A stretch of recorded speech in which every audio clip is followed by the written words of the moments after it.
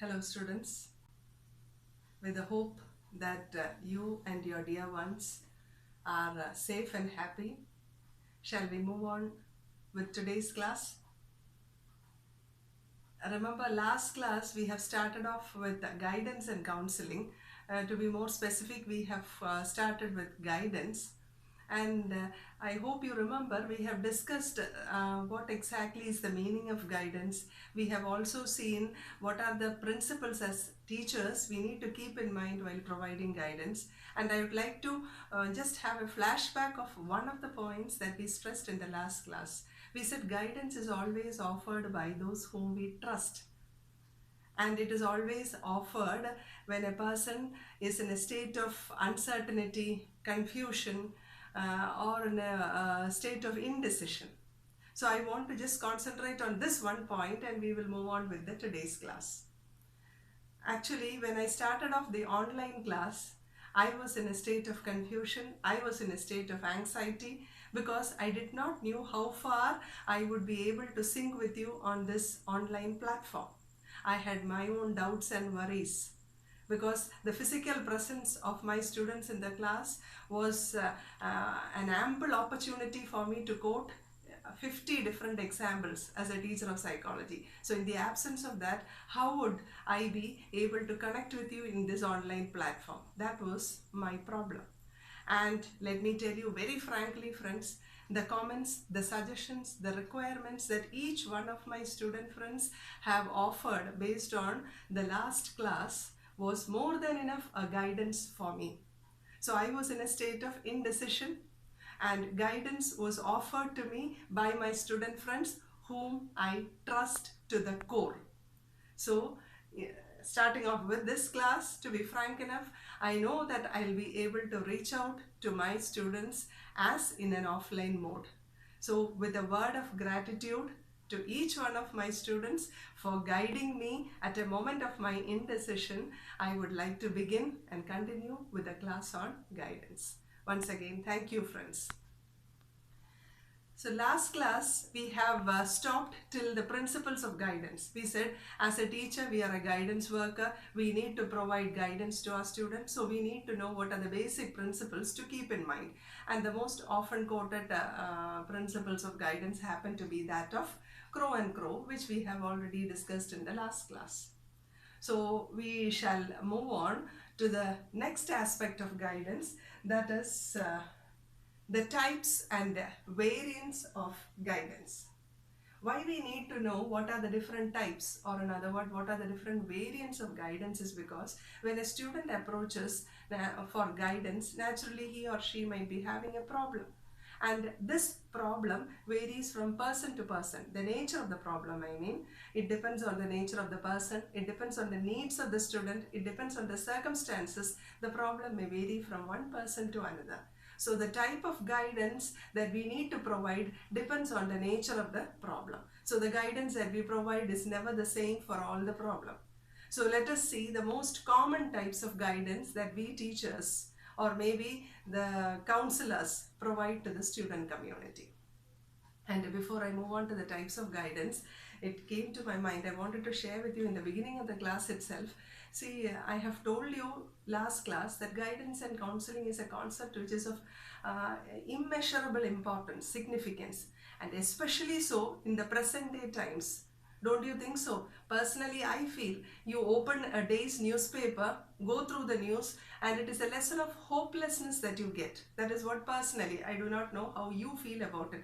Because irrespective of age, irrespective of educational background, irrespective of social status, cultural background, we find heinous crimes being committed by the young and the old alike. And at times we feel, where are we heading for? And that is the point where this concept of guidance and counseling becomes a matter of utmost importance. Please keep in mind, friends, as teachers, we play a very pivotal role in guiding the future generation. Just as we provide guidance to our children back home, each one of them sitting in front of us happen to be our children. And I feel that the right guidance at the right time or maybe if needed counseling at the right point of time from the right person in right amount would have been a solution for most of the problems that we find. Because if a child or an individual is not guided at the right point of time, that criminal tendency grows along with them, and it reaches a point where you are unable to do anything else to help it out. So I just wanted to share this concept, this aspect, because in the present day, guidance and counseling is assuming a still greater role of importance, not a theoretical concept alone, something which has to be practiced at every walk of life. So with this, once again, let us move back to the types of guidance. So starting with educational guidance, the most common type of guidance that we as teachers provide to the students. And what I have written there, educational guidance, why we need to provide it. Two reasons. One is heterogeneous distribution of mental abilities. In a classroom, even though we say that classroom size should be very conducive, very desirable to have teacher-student interaction, the practical reality is never that. You cannot blame the situation. You have to adjust with a good number of students, that to a heterogeneous bunch who differs in different respects, whether it is their mental ability or whether it is their social background, their educational background, their cultural background. It is a unique group that sits in front of you. So when you take the case of mental abilities, you find that there are, in every class there are a few gifted learners, and on the other side of the scale you have a good number of slow learners. In between these two you find a majority of average learners, and then a few of them whom we label as underachievers, the terms which you are already very familiar with. So in this heterogeneous background, we teachers need to address the problems of each one separately, because the nature of their problem, which needs some sort of educational guidance, is entirely different from a problem faced by another student. It is not humanly possible for a teacher to address all students in a classroom on a same platform. Right now when I am talking to you, some may find it to be too monotonous. Why teacher has to elaborate on all this? Some may find that I am going too fast. They may not be able to accommodate with my pace. The same is happening in every classroom. So one reason why we need to provide educational guidance is what I have highlighted here. We have a heterogeneous distribution of mental abilities. So the requirements of every student differs from one person to another. Then another reason why there are many reasons, I'm just pointing out the most important. Another reason is parental involvement. You know, it is very normal for every parent, including myself, to wish the world for our children. I would wish the best to happen to my daughter. But at times, you know, unknowingly we tend to impose our dreams, our aspirations, our hopes on our child, forgetting that our child is an individual capable of taking his or her own decision regarding their life, and only thing we need to provide is just a guidance as parents. Very often as parents we tend to forget the same. So here, if an interesting anecdote which I want to share with you is, if you look back to the past, look at the history of a few legends in our society. Take for them one of my personal favorites, R.K. Narayan, the great story writer. If his parents would have forced him to become a doctor or an engineer, we would have lost what you call an all-time great storyteller. His brother R.K. Lakshman, it is said that he used to draw caricatures of his teachers in the classroom, but he went on to become a well-known cartoonist. Take the case of C.V. Raman. He had quit his well-paying, well-secured government job and went on to teach physics. And he has reached unsurmountable heights in his field of work, remembered with pride by every Indian, generation after generation.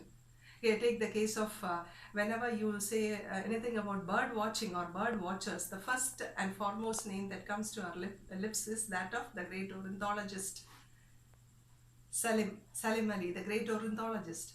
And if you take the case of Ramanujan, the great mathematician, he too pursued, he was a failure at the intermediate level, and he pursued with his hobby of learning mathematics. So all these great men, if their parents would have forced them to choose another path which was against their ability or aptitude, we would have lost them to time. So that is where educational guidance becomes very, very important, and we teachers do play a very important role in that respect. Then moving on to another type of guidance, we have vocational guidance. And there, note the point, vocational guidance becomes all the more important because we have innumerable opportunities requiring varying skill sets. I will explain on that. See, today in the society we find there are umpteen number of options, employment options. Actually, vocation refers to choosing of an occupation, a job. Innumerable options are left before every job seeker. But what is needed is the right kind of skill sets. And there again, when a student completes his or her secondary or higher secondary level, or at any point of their education where they need to make a decision moving on to their higher studies, there we need to provide them vocational guidance. Because choosing a particular professional course is not the end and be all of it. If my daughter has decided to go for a medical profession, and if she has opted for the profession, for the rest 5 years she cannot sit back and relax. By the time she moves out into the society as a qualified doctor, it is not a medical degree that alone matters, because she need to have an additional skill set according to the needs of the society, and it is there we need to provide adequate vocational guidance, guide the student to choose a course of study that is according to their interest, aptitude and ability. Along with that, at every point of time, make sure that the child is made aware of the pulse of the society, so that when he or she faces the job market, they should be fully equipped to grab a suitable job. And it is the lack of proper vocational guidance which is the reason for the mounting level of educated unemployment in the society. So that is what I hope I have made myself clear. Vocational guidance. Why it becomes important is because before every educated youth, there are innumerable opportunities awaiting them in the society. But these job opportunities refers to job opportunities, requires varying skill sets from each one of you. Then, moving on to the last type, the personal guidance. Basically, every one of us have got our own inadequacies. As I've told you, when I started off with my online classes, I had my personal inadequacy. Will I be able to do it as well as I do, as good as I do in an offline platform? So those personal adequacies may affect my efficacy as a teacher. Likewise, every child sitting in front of us has got these inadequacies. Inadequacies in the form of inability to adjust along with their peers, inability to adjust with the teacher, inability to follow the medium of communication in the classroom. Even though these may appear to be trivial issues, these may in the long run have an impact on their scholastic performance. Maybe a disturbed family background might be responsible for this personal inadequacy. So only when the right kind of guidance is provided by we teachers can we hope to help our children to overcome these inadequacies. There arises the need and importance for personal guidance. But here again, let me underline, even though these are the three major types of guidance, let me underline with importance the underlying motto behind effective guidance, whether it is educational, vocational or personal, is mutual trust between the person who provides guidance and between the person who receives. Between the person who provides and receives guidance, there should be a mutual trust and rapport. These two are equally important. Just because there is a rapport between you and me, that doesn't mean that unless and until there is a mutual trust between us, rapport alone is not sufficient. Rapport consists of mutual trust, mutual belief, mutual respect. So that is the underlying motto if any type of guidance has to be successful. So that is about what we call the types or variants of guidance. So if this is all about guidance, how can you place it in a formal term? See, among various definitions offered by psychologists, the definition by Jones is the most often quoted. Guidance is the personal help that is given by one person to another in developing life goals, in making adjustment and in solving problems that confront him in the attainment of goals. I think it's very, very clear. Based on all that we have till now explained, this definition makes it very clear in very formal terms what is called guidance. So, whatever may be the type of guidance that we provide, always keep in mind, respect the individuality of the person who is standing in front of you. A mere rapport alone is not enough. Once you respect it, the individuality of the person, once there is a mutual trust between these two people, the process of guidance becomes very smooth and effective. So with this, I would like to move on to the next important aspect of counseling. As I've told you, counseling is again a form of guidance, but the only difference is that counseling is provided by an expert who is qualified enough to move deeper into the problems. Problems which require an in-depth analysis is what we refer for counseling. At times, as teachers, we may be able to provide guidance, but certain problems are such that we need to have an in-depth understanding. Very often, the teacher may not be in a position to provide that. So when I said this point, shall we move on to a few slides back? I said teacher is not in a position. We'll do one thing. We'll come back to that later. So right now, this is what is called counseling. The basic difference is counseling requires a trained expert to deal with the problems. So first of all, it is a help offered by a trained personnel. We have seen one who offers help is termed as counselor, and one who receives help is the counselee. That is the difference, basic terminology. Then the cornerstone of counseling is rapport. That is, theoretically we say rapport, but along with that you can add, this rapport consists of many components. When we say rapport, there should be a mutual trust, a mutual understanding, and a respect between these two persons if counseling has to follow smoothly. All that is contained in the term rapport. Rapport means trust or an understanding, a respecting of the individuality between the two persons. That is between counselor and counselee. So this is about what is counseling. And one more outstanding point that differs counseling from a mere guidance is that counseling is more of a scientific process, in the sense that counseling makes use of various tools and techniques to understand the counselee better. That is, again, which tool, which technique to be adopted depends on the nature of the problem, the nature of the counselee. Counselee is, once again, let me tell you, the person who requires help, who goes to the counselor seeking help is called counselee, and one who offers that help is called counselor. So counseling is always a scientific process. Unlike guidance, the counselor makes use of these tools and techniques according to the requirements. Tools and techniques like say attitude scales, then questionnaires or inventories to measure different traits or qualities of one's personality, then IQ testing tools. So depending on the problem, suitable tools are decided upon. So we call counseling as a scientific process. Again, it's a specialized because it is provided by a personnel who is specially trained in that area. So we call it as a specialized process, more personalized and individualized. Counseling is often done on a one-to-one basis because the problems are more intense and it requires a more confidential atmosphere where the counselee feels free to open up with the counselor, share the problems.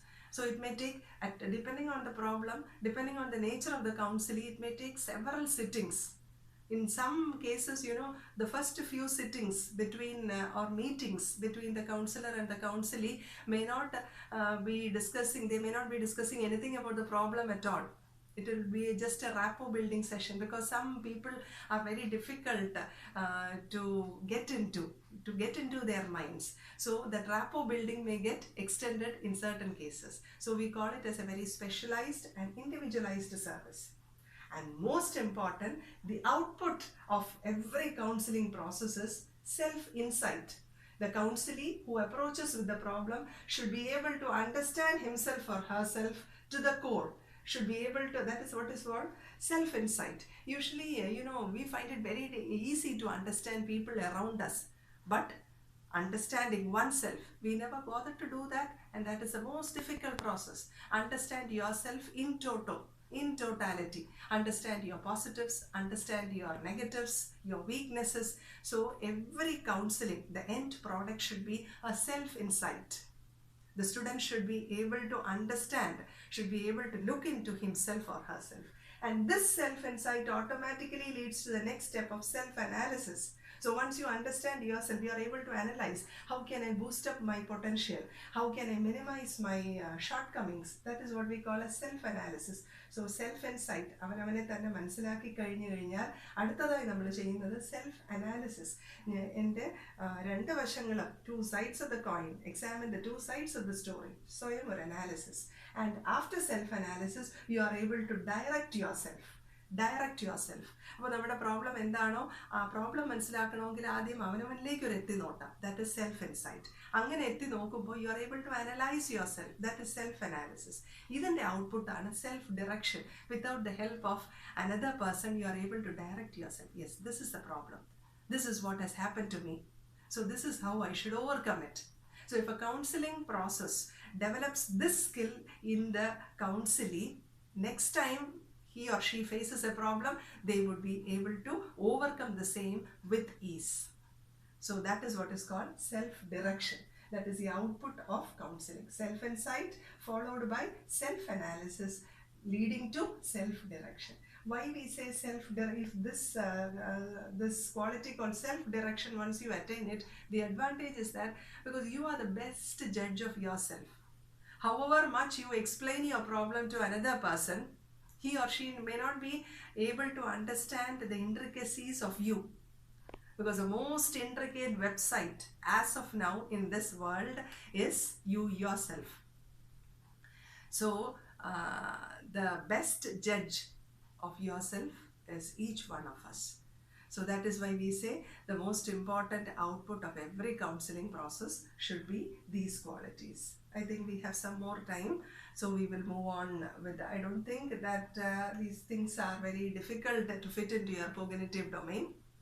See, students, we have been talking about counseling and how what is the meaning of counseling, and what are the different shades or interpretations that we give to counseling. Now, how do students stand to benefit through the counseling process? That is, students and counseling. What are the different benefits, or what is the significance of counseling for students? The first and foremost, it provides information on matters leading to his success. Naturally, when a student faces a problem, approaches a counselor, he or she guides them. These are the components. These are your strength. Sometimes we may be unaware of our own strength. A counselor, an efficient counselor, through effective sessions, will be able to bring to the core or bring to light our own abilities. So we will be able to understand, yes, I have the skill in me, and that would help me to reach heights of success. So that is one advantage of counseling. It helps students with providing the right kind of information on matters leading to their success. Next is, based on relevant information gathered, help the student to solve his problems. So once relevant information regarding the problem is gathered from the student, the counselor helps the student to overcome his problem.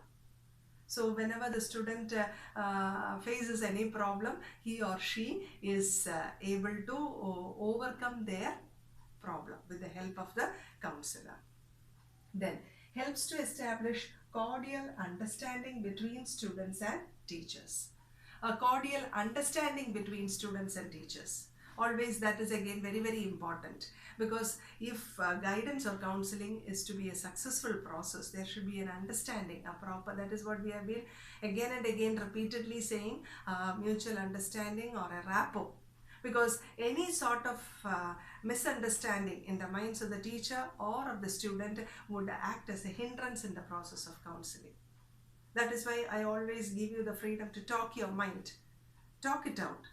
So whatever it is, when I ask you, how did you find the class? When you give me your suggestion, when you tell me your requirements, there this problem gets solved. Helps to establish a cordial understanding between the student and the teachers. So when that understanding is there, each class becomes better as far as I am concerned, and each class becomes a better learning experience as far as you are concerned. So that is again an advantage of counseling for students. Then help the student to know himself better, himself or herself better. That is a self-insight. What we have hinted earlier, that is a self-insight. I think we will just conclude with few points. Then Help the student to plan and work those out for solving his problems. Help the student to plan their activities and work those out for solving his problems. So help the student to plan out, to chalk out a plan for himself and work it out. So this is how counseling proves to be helpful for students. So with this, I think we will wind up with today's class. And any more clarification that you need on these points, please feel free to drop a voice message. We will clarify on the same. So today we have seen what is guidance, and we have made a start with counseling. So if this sessions that we carry on these online platforms need to be more fruitful, let us guide each other. Let us work hand in hand together. So that is all from Nisha Teacher to all my student friends. Bye from me.